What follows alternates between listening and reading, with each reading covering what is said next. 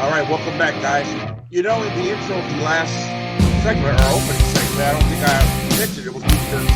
If I did, my mistake. But it is week 13. We are winding down.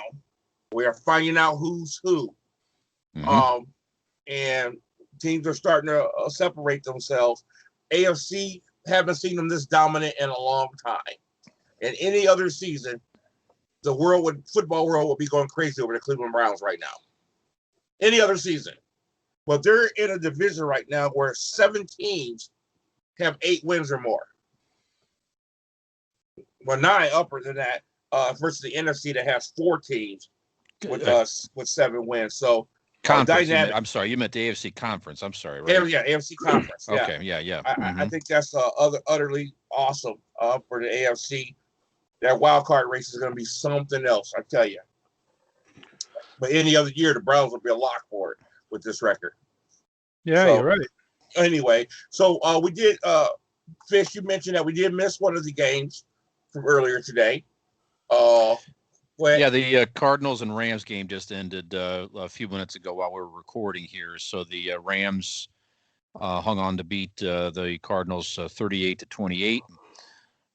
Rams just seem to have the Cardinals number. We saw a stat earlier that Jared Goff has beat these like 7-1 against the Cardinals. Yeah. Cardinals, they definitely had some good games earlier this year, but now they dropped to 500 at 6-6, and they're done, right? They kind of seem like they're even coming into the season. They're about a year away or so. So definitely seem to be on the right path, but Rams needed that win today, and I think it's a big shock that they won. Go ahead. First of all, kudos to Jared Goff. He took a lot of flack this week from his head coach and the media. Yep. And he came out and played a great game today. And as far as the Cardinals are concerned, I agree with you. They're not there yet, but they won some crazy games this year that nobody saw coming to get this far. And then they had a few that got away from them. So they definitely got something there. They're working with Skinner. Well, I think their highest was that incredible comeback against Seattle a few weeks ago. And since then, they've pretty much fallen flat. So I don't know if that game, excuse me, I'm having some issues here. I don't know if that game they lost, the win got taken out of the sales after winning that game, and we're done for the season with them. I'd hate to see that, but they are a young team with a young quarterback who has nothing but upside. Maybe the limelight got too big for him too fast. I mean, I don't have any other explanation as to why they've gone back to 6-6. I don't want to do it right now, but I'd be interested to take a look and see how the teams with the younger quarterbacks versus the older guys, the older leaders, are doing as far as like the COVID situation and adjusting. Is there a maturity issue going on here? Things like that. Well, we don't have time to do it now, but be interesting to take a look at. So moving on quickly, we got some games coming up that we got to talk about. Another bye week tonight for the Chiefs, and they take on the depleted Denver Broncos, who couldn't even get a quarterback last week. Right. They have a quarterback tonight. Who are the guys back tonight? Who do they got tonight? Drew Lock's playing tonight. Okay. Yeah, so Drew Lock. Okay. So at least it'll be more competitive, but who knows? They at least have a snowball's chance in hell to win a game tonight versus what happened last week. Hey, you catch Kansas City on an off night, man. Who knows? Yeah. I don't think it'll happen though. I think the Chiefs win this one. I don't see it happening. Now tomorrow, they win this one in the first quarter, but there is always a chance. Yeah. So tomorrow we got Monday afternoon football. Monday afternoon, yeah. Monday early supper football. This is Howard Cosell bringing you early dinner time, Monday night, Monday evening football, whatever. Hey, we got Monday dinner salad football before the main course comes. It's your boys Pittsburgh. Yeah, it's your boy Pittsburgh. They haven't been done right, guys. They haven't been done right, and they are hanging in there. All this criticism about who they play. This team doesn't know if they're going to play. Games are getting moved back 2 and 3 times. They're going from Wednesday to playing Monday afternoon. Come on, man. You got to get some more respect in this. I agree with you. Your boys are playing the Washington football team, which we got to give them some props here before we They've been dial playing it great, in with especially Pittsburgh. defensively. They have been a defensive juggernaut since about the last 3 or 4 weeks, so you can't take them lightly, and I hope Pittsburgh doesn't. Because like Fish was talking off camera, he's picked Washington I football was just team to going to win this say, one. Fish, just the Um, Steelers' first loss. but as a I Browns, think so. yeah, as the Browns fan, you have to give Pittsburgh credit for what they've endured off the field versus what they have done on the field. Like you alluded to, they were supposed to play on Thanksgiving Day, got moved back to Sunday night. The game then got moved to Monday afternoon, and then it was moved, I think, a third time to Tuesday Yep. in order to give Baltimore enough time to get whatever it was that they needed to be on the field. And Wednesday. And then, Yes. yeah, now they have a game on a Monday afternoon at 5 o'clock Exactly. because of what They'll be happened home for dinner. last week. Yeah, luckily I work from home, so I can go watch the game right after work. So Not next, miss guys, a any. question. I'll start with you, Fish. Mm-hmm. Pittsburgh wins this game tomorrow. What does that say about them? It's just the we talked about the Tomlinson. Just the whole the I'm trying to say here. The ability to adjust on the fly mentally and physically. I mean, that has to take its toll on any player, any organization, and for Tomlinson to keep these guys together. I mean, to me, almost whatever they do in the playoffs, he still has to be in the consideration for Coach of the Year. All things considered, because I don't think any team has had to move around their schedule as much as the Steelers, and obviously they keep winning. And like you say, people keep talking about they haven't beat anybody yet, but yeah, they're still beating teams that they should beat. We've said this many times on this show, and they keep winning games after being moved all over the place, schedule-wise and so forth. So that says a lot about that. And I don't know I've heard any major issues with COVID on the team either. So that takes another level of discipline. James Conner is on the COVID list, and he won't be playing tonight, but that's it. Yeah. So just a tremendous job by that entire organization. Okay, Skinner. It's interesting that he brought up Tomlinson because for Coach of the Year, because we had that conversation a couple weeks ago, maybe 3-4 weeks ago. We tried to do a mid-season report with who we thought was the MVP, things of that nature. And I think it was you, Keith, and I cracked on you for being a homer about Mike Tomlinson being the Coach of the Year. Yeah. He has changed my mind. Me being a Browns fan, being a San Francisco 49ers fan, what Tomlinson has done for that team this year, he's hands down the candidate for Coach of the Year. That's a really good point. I hope that the voters see it that way too, and when it comes to at least thinking of him. Right now, he might sound weird, guys, but in an undefeated season so far, this is, I think, the Steelers' most important game tomorrow. It's not about win or lose, but it's about how they look.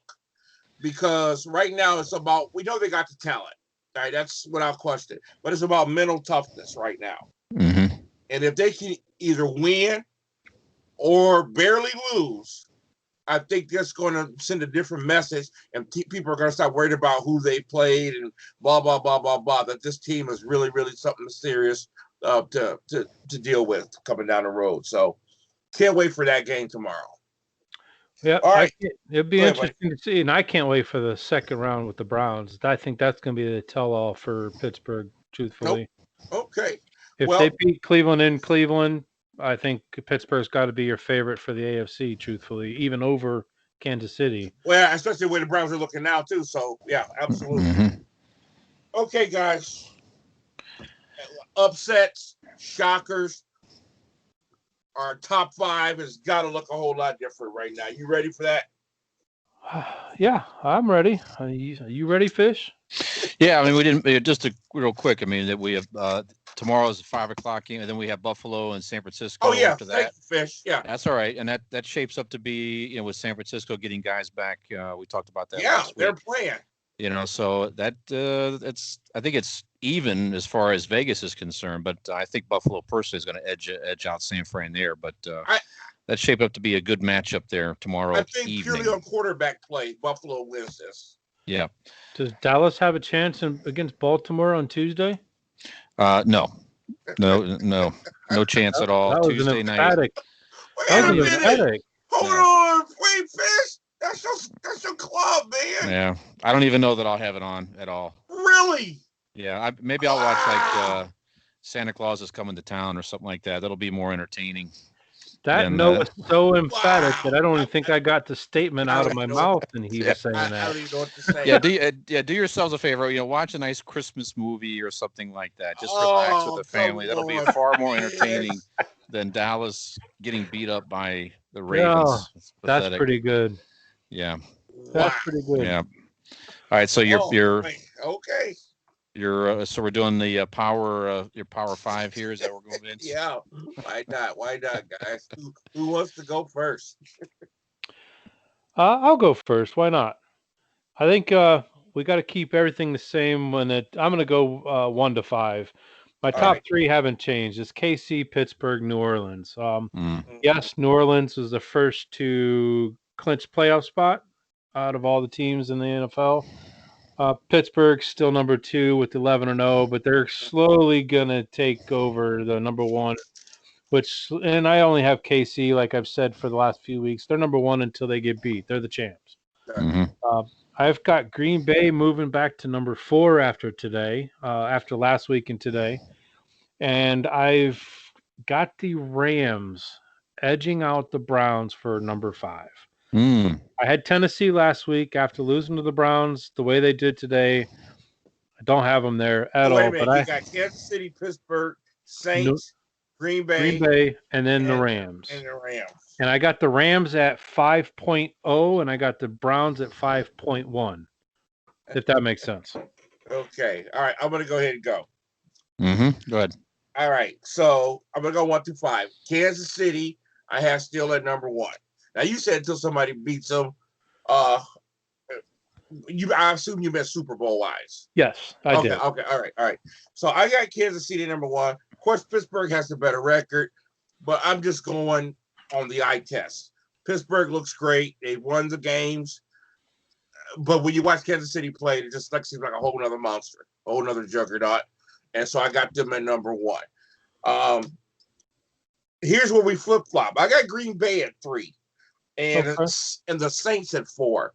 The only reason being, even though Green Bay clinched a playoff spot and they're winning, it still ain't Drew Brees in there. And I thought if they go head-to-head, Aaron Rodgers is going to outplay Taysom Hill 7 days out of the week. So I put Green Bay ahead of them. Now, can't believe we are exactly the same. I got the Rams, just edging up the Browns. Because the Browns are new to the party. The Rams have been consistent for a few years now. So I got the Rams in the number 5 spot, just like you, but the Browns right there, number 6. And just to refresh, you had to mention New Orleans with Drew Brees being gone. You had to say Green Bay. You'll take so you've got KC, Pittsburgh. You've got Green Bay, New Orleans, and Rams. And then Rams. Yes. I agree with you. If you look at the Green Bay, New Orleans, that matchup, if you looked at it today, you've got Green Bay all the way. That's what I was thinking. So, but I wouldn't write them off. I would be shocked they won, but just on paper, you'd have to go with Green Bay. I'll take Aaron Rodgers over Taysom Hill any day of the week. Any day of the week, right. Now, even next year. But, put Taysom Hill and that coach, that pesky coach of Peyton and New Orleans up against any of the other teams in the NFC, guess what? They've got a chance to win. I just don't know that they got that chance against Green Bay. But I thought it was great. We both had the Browns right there knocking on the door. That top. Oh, yeah. Yeah, you got Baker Mayfield knocking on the door saying, hey, guys, what about me? What about me? So how about you, Fish? What do you got? It's funny. We all have the same top 4. So I have KC, all the things you said, Pittsburgh. I got the Saints number 3, 10-2, winning games without Brees. That the backup guy looks good for New Orleans. Again, they've won every game, as we mentioned earlier, without Breeze since they're 8-0 without him. They look strong. Packers number 4. And my number 5, it's funny, I wrote Browns off to the side here on my list here. But it's one game. It's great. Cleveland's best win of the season by far in a complete game. And they were tested. They won. It's great. I've got Buffalo right now, number 5. I think Allen's playing pretty well. They're 8-3. Definitely a good pick. They are 4-1 in their last 5. They're still the division leader, and they got a race now with the Dolphins, which is no one saw that coming at the beginning of the year with Miami. But I think Buffalo. I'm interested to see what they do tomorrow evening. But but Cleveland's right there. The Rams are right there. So yeah, go ahead. Okay, interesting, Fish. Now, but come on, I want to think about this for a minute. Miami's playing really good football. They're starting to win some games. But do you really think in a playoff situation, Tua outlast anybody? No, not anybody yet. In the AFC? Yep. Yeah. Not yet. Okay. No, nice story down there. Year and a half away, I think. Yeah. Yeah. For sure. Yep. But it's glad to see him winning, though, and having some success down there. Absolutely. I like your Buffalo pick. You can't go wrong with Rams, Browns, or Buffalo in that 5 spot, truthfully. Hey, guys, still Titans still, Sure. Yeah. I think so. I think they're number 5.4 or 5.5. I think they're Listen, there. buddy, if you think Tennessee ain't going to come on next week and somebody's going to have to pay for that loss today, you're crazy. It was nervous today when they had a chance. When they got within 6 and they kicked that onside kick, and then Cleveland got it. But again, still a well-coached team. They still got the same talent. So yeah, they're still right there. They'll be in the thick of things this season. Well, the cameraman, you talk about Vrabel. The cameraman clicked over to him a few times after some bonehead plays, or I can only imagine. When Cleveland scored, and he's just crouched down almost on his knees on the ground, and he's just sitting there and he's shaking his head, and you can see the look in his eyes that this ain't going to happen next week. Yeah, I guarantee you. See that look of Vrabel today. That I have that exact same look trying to explain social media to you guys. It's the exact same look. Well, you can post that video, Mike. It's very simple. All you have to do is just go in, post. Do you mind? I got you. Hey, why? Well, listen, we both had the Browns right outside knocking, looking in. Mm-hmm. While we're talking about the Browns, their win today does signify something, a milestone. There's the guarantees to not have a losing season, the first time since 2007. Yeah, I think that is absolutely outstanding. Stefanski gets all the accolades. I mean, night and day from last year, obviously. Obviously, just the win total in itself. But we're not hearing a lot of noise. We're not all these issues and Mayfield shoes and all this crazy, stupid stuff. That's right. The wide receiver. Beckham. Yeah, Beckham. Okay. But anyway, a lot of people said that the Browns would have a winning season or win a Super Bowl when hell freezes over. So now that they won today, I don't know if hell froze over, but I wrote a list of some things that'll probably happen now since the Browns have a winning season. Well, what say you? Yeah, I mean, this is just stuff, I got, off the web that was in the news feed. And, now that the Browns have a winning season or guaranteed a winning season, Tiger Woods' next wife will have a Jerry curl. Oh man. Guaranteed. It's guaranteed. Guaranteed. Oh wow. And, also, since the Browns are gonna have their first winning season, it's pretty a slam dunk that you're gonna catch Bill Belichick shopping at Abercrombie and Fitch. He needs a new hoodie, right? Yeah. Yeah. Yeah. Also, it's probably pretty sure thing that Jerry Jones is going to pass on a really great player because of his arrest record. Well, yeah, right. There's That's almost a guarantee. That's far-reaching. Yeah. Hmm. I can't. One of these I can't even read. It must be really bad.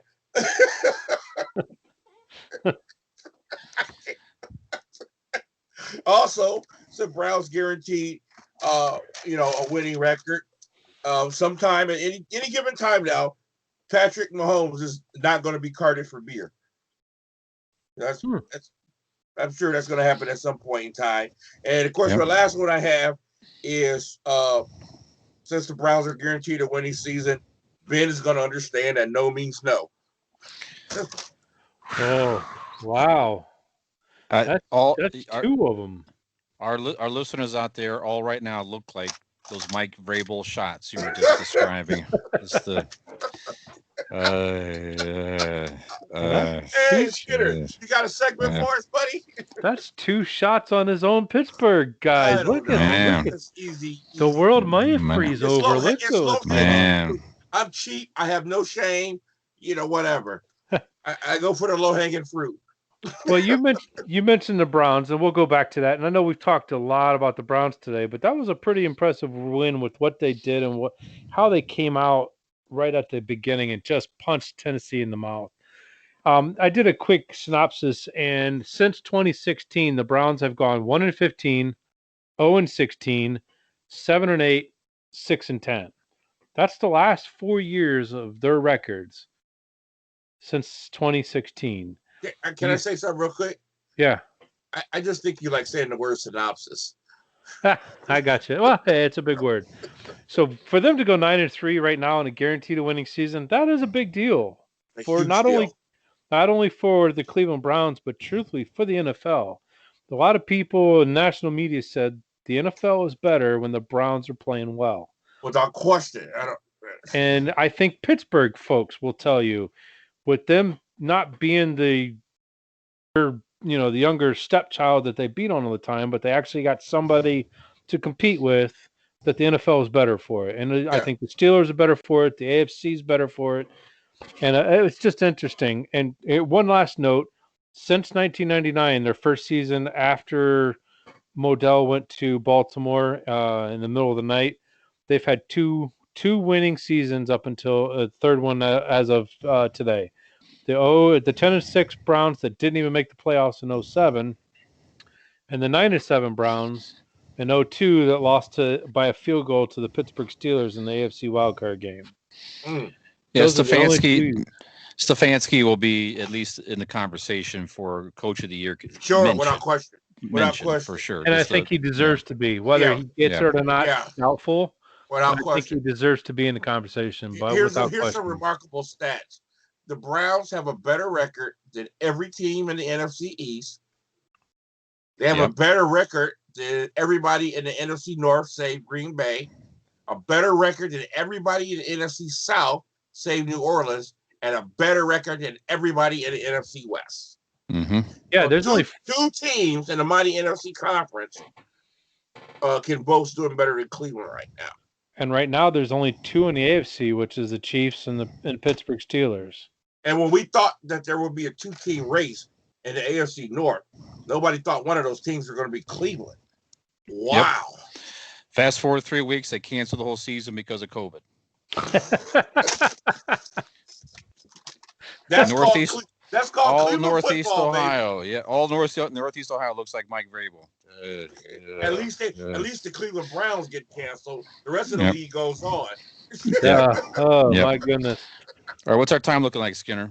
We're doing all right. I think we got a few minutes here and we can wrap it up. But I was just gonna do a little dude.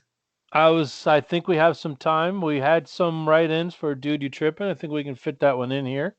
And then close out the show. So we got Alex who wrote and had said, Minnesota somehow finds the playoffs. Somehow. And I'm going to say, Dude, you tripping. Yeah, they won today with a field goal in overtime. Yes, they've looked better since Dalvin Cook has come back. Mm-hmm. I don't see him making the playoffs. I'm going to say, go ahead, Fish. I'm with you. I think you're tripping right now. I mean, Minnesota's 6-6. I mean, They are 4-1 their last 5, so they definitely are making a nice rebound here with Dalvin Cook, and again with him, a lot of things can happen. Cousins had a nice day today. I just think they're just too far behind. I think it just too many losses earlier on. I mean, they could overtake it. I don't know. I think it's too many losses. I think 6 losses right now is too many at this stage of the game. I don't think they get in at this point.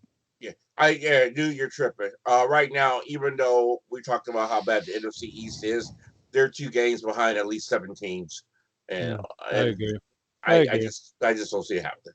It was interesting. Female listener, not that we do have a bunch of female listeners, and we encourage a lot of everybody from male, female, young to old. We encourage them to be a part of the show, write the show, tell us how we're doing, and we'll go over those numbers and how to get in touch with us here in a minute. But Mary, she says, bank it. Dallas is going to beat the ailing Baltimore Ravens this week. Yeah. Dude, you're tripping. I was holding my breath waiting for Fisher to go. No. Dallas looked absolutely, I don't know. They really try to ruin your Thanksgiving, Yeah. They really tried. I had a lovely day with my mom and my girlfriend, and okay, I'm just gonna sit back and watch the game. Man, they look awful. They look in disarray. Some of those calls by McCarthy on Thanksgiving, I don't get it. I don't understand it. He might be on the hot seat here already after 1 seat. I don't think they beat Baltimore. Baltimore's got too much to play for right now. Baltimore wins probably in a blowout. I hate to say it, but dude, you're tripping. I totally agree with Fish. McCarthy looks inept. Mm-hmm. He doesn't look like the same coach. The game has passed him by. I am totally shocked how inept he looks. You've got, a guy who knows how to drive a stagecoach, giving orders to a bunch of Ferraris, and he just ain't gonna mess up. Yeah, that's what it looks like. So I don't see it happening because of that. Also, did you see the way the Ravens, the depleted Ravens, played by Pittsburgh Steelers last week? Yeah, they play with that was hard. We didn't talk about it, but man, that was a lot of heart. That was a lot of grit. That was a lot of Raven toughness that we questioned weeks prior. Was it still there? And the answer is absolutely, it's still there. They're going to be a little bit ticked off. Dallas is going to have to pay for it. Yeah, the main heart of the Cowboys went out this season with Dak Prescott breaking without question. That's it. Yep. Enough said with that. And this was wrote during the week, and it says Bobby. He writes the show and says Myles Garrett, best defensive player in the league. He's not saying AFC or he's saying in the league. You're tripping. First of all, I thought Bud Dupree and TJ Watt was having a better year than Myles Garrett. But there are Aaron Donald is still Aaron Donald, wreaking havoc over players. Kind of hard to argue though. I think he's tied with Arnold with sacks. 9.5, 10.5 sacks. I think he's tied with them. It's hard to argue that though, right? I don't know. I think he's having a great year, but I wouldn't go that far. Browns are 7-1 when Garrett has at least half a sack, and he had one today. So he's definitely making some plays in there. He had a good play toward the end of the game where he at least got a hold of Tannehill and disrupted a throw. And those little intangibles, man, he's a disruptor in there for sure. I mean, he's definitely in the conversation. He's like definitely in the conversation. Seattle too, the corner that got traded from the Jet. He's having a heck of a year too. But we said this a couple weeks ago, Myles Garrett. I mean, to go from where he went last year with the whole helmet incident and everything else, and not knowing if he was even going to be allowed to play at all, to come back this season, sign the big contract, everything he's doing, I think he showed Cleveland and the ownership that yes, I am worth that contract. Yes, you don't hear anything. You don't hear any negativity about him. No. He's disrupting, so he's definitely in the conversation. Yeah, And he's earned I think if that incident had to happen, it would have been quiet throughout all this time as well. I think he's in the conversation, and I'm not saying that it's not true. I just don't know if I'm ready to say that just yet, but he's definitely having an outstanding year. Yep. I got you. So, Fish, tell those out there how they can send us a duty tripping segment, or get a hold of the show, or all that good stuff. Yeah, you can send us an email at realityfootball1@gmail.com. Send us a note there. You can go to our Facebook page at realityfootball1 on Facebook. You can also find us using our hashtag realityfootball1 on Facebook or YouTube to find our YouTube channel. We are also out there on Twitter. You can search Reality Football 1 or at Reality Football 3. Why 3? That's all they had available. So just don't judge me there. Interesting. Yes, TikTok. You can find us at Reality Football, and yeah, that's where you can reach us. And then you might be listening to us right now on a podcast version of our show, which is published on all our major podcast platforms. Or we are on internet radio, WMVU.org. If you look for that in your browser, it will take you right to radiofreenetwork.com, and you can stream us live Mondays from 7 to 8 p.m. Eastern time. So that would be the same recording we are now. Or again, you can watch us on Facebook, YouTube. You can listen to us on podcasts, whatever you prefer. Watch us, listen. We're out there everywhere. We appreciate your support. I was also told you could. Wait to the end of the video, and there's also a social media page that'll be flashing here at the end of this video. So. Porter, I also heard rumor that you can call 330-752-5464. Yeah, for a lot of reasons. That number and reach the show as well that way. That's just a rumor, though. Yeah, that's a rumor. You can find that number in the third. If you didn't write that down, you can find that in the third stall over at Dreamers over in Akron. In case you need to, remember that. Thank you. We're in the first star at the back bar.